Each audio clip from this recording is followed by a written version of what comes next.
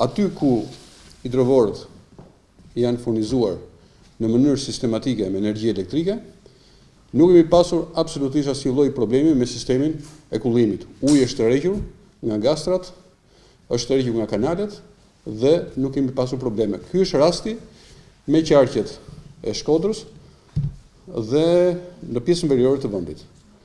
Por aty ku kemi pasur për fat keq ndërprerje të furnizimit me energji elektrike, siç janë qarqet e Vlorës dhe të Fierit, po dhe në Lushnjë, kemi pasur përmbytje të pjesshme.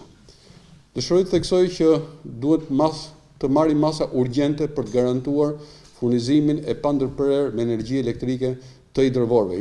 Hidrovorët janë në gjendje funksionale, pompat janë efektive, por ata punojnë me energji elektrike.